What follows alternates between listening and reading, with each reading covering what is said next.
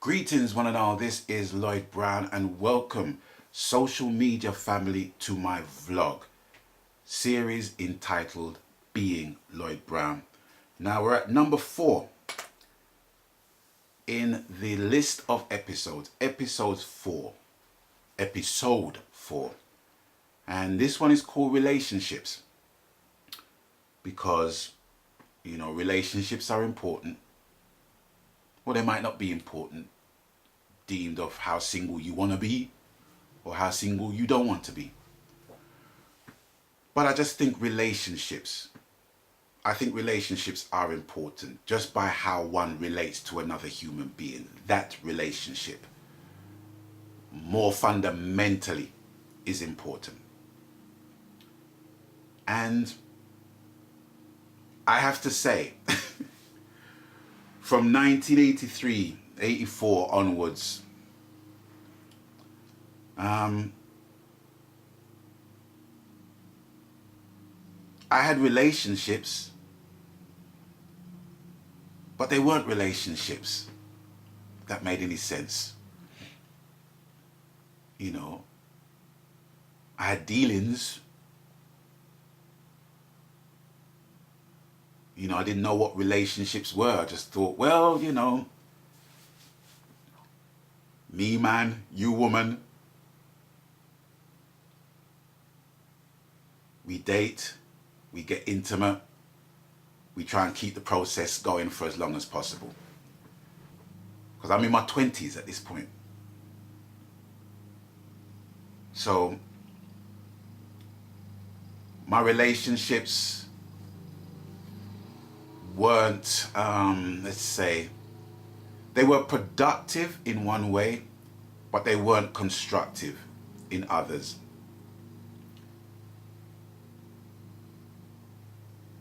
I can say that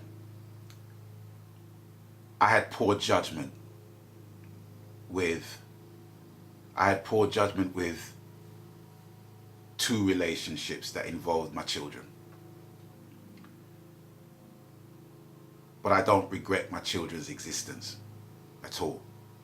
But I just think I made poor choices. And even if I had made right choices, I honestly, hand on heart, can say that I don't think I was the easiest person to get on with. I don't think I was the easiest person to get on with. I mean, people who know me as Brownie, if someone calls me Brownie, they've known me for years. So they've known me for 30 years. And they've known of my ascent to the public figure that I am now. So they know the warts and all. They know the crust of my heel back as to the type of person that I was and the type of person that I am now, and all the changes that has basically taken place in between. But my relationships, without going too deep into it, they weren't the best relationships that I had.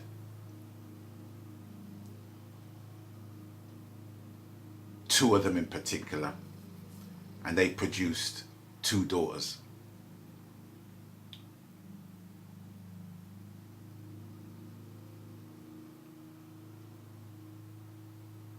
I was a very angry person at that time. And experiencing people being brutal and violent to not just me, but my family. And my dad not being around. I translated my situation at that point as me being the person that was going to first and ask questions later. And I didn't care who it was. I didn't care who it was. I just wanted peace. And if I didn't get peace, it's like, I'm going to shout it and shout it and shout it. And if you're still not listening, I'm not talking. Man, woman, dog, puss, whatever. That's how I felt. I just felt that I was robbed. I mean, I know I was physically robbed, but I just felt that my life was robbed. My mother's life was robbed. My dad's life was robbed. My sister's life was robbed of any potential happiness we could ever have. And I was angry, man. Angry. But the one thing that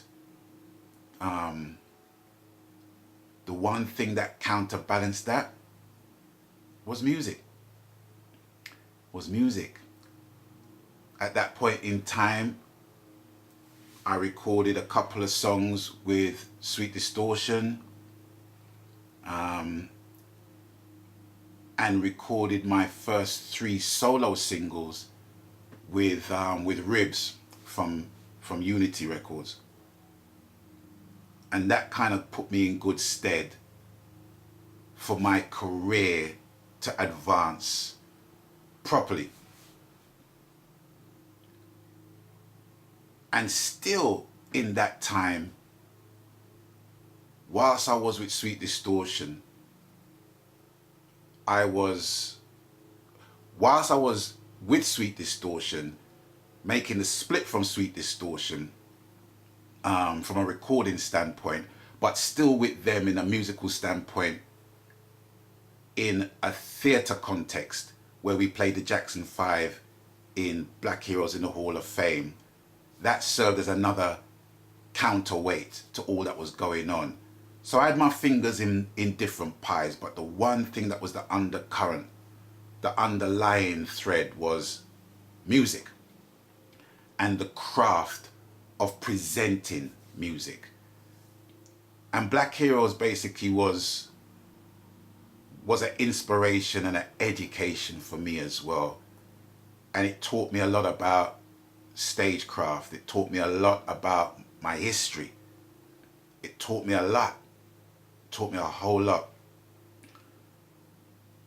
And Flip Fraser, J.D. Douglas were responsible for that. And the relationships aside, where I'm not going to sugarcoat it, it was laced with violence. Those 2 relationships were just laced with violence.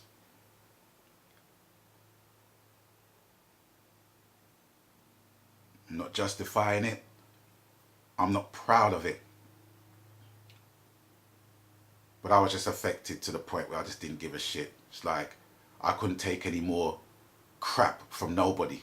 And I don't care what sex you are, how old you are. I was just angry. I was a typical angry black man. But my career had provided a counterbalance. Working with Black Heroes and linking up with dearly departed friend Courtney Bartley, who was the lead singer of the Instigators, who I had met whilst being on the road with Sweet Distortion, knowing him from then and then linking back with him in Black Heroes. And, you know, getting to know him on a personal level, where his interest of music lies. And I remember going to his house one day, and he just had stacks and stacks and stacks and stacks of of cassettes and videos of interviews, and he was a Jackie Wilson fan. And that's the thing that intrigued me about him, because he's a reggae artist, right? So you would think that, you know, that reggae would basically be his main bedrock. But he was a Jackie Wilson doo-wop fan, and he had loads of stuff in relation to him. And the one thing apart from that struck me about him was his songwriting. I really rated his songwriting, to the point where he was writing songs for Maxi, he was writing songs for quite a number of people. And he co-wrote It's a Love Thing with me. Yes, that song, It's a Love Thing, with Tipper Irie. He co-wrote that song with me. And we got on so well that we decided that we wanted to set up a production company. But I had to tour America with Black Heroes, but he couldn't make it for whatever reason. And I remember we was in Chicago on that run, and we just finished performing, and I got a phone call from my girlfriend at the time telling me that Courtney had died.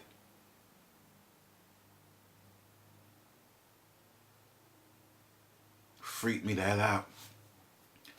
Trauma again. And prior to that, going back to my relationships and it being violent,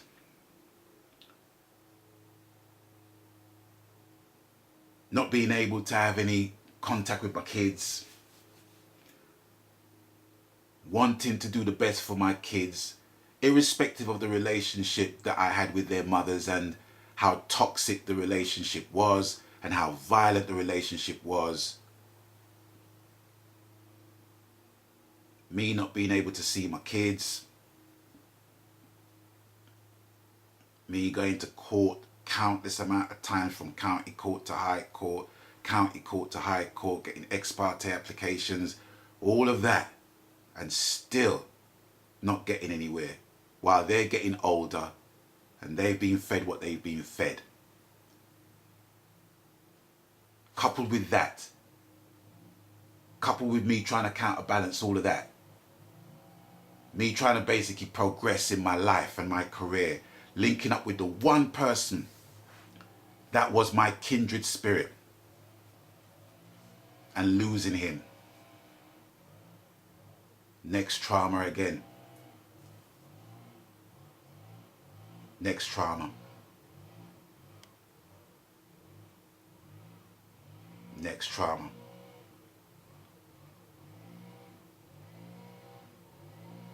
So, it's with that, I'm going to say thank you for watching. If you can hear some buzzing, I think it's the council doing their lawn mowing thing. But I want to thank you guys for watching. Thank you guys for stopping by. And as always, you don't know the coup. People, please abstain from foolishness, even if it's your own. Confront it, deal with it, move it on. Move it on. I have to make these videos to make you understand where I'm coming from. Okay? So I know it might not seem a comfortable watch or a comfortable listen, but it's the truth. And the Most High is my judge. No one else. But anyway, until we link up on the next video, people stay blessed. I'm gone.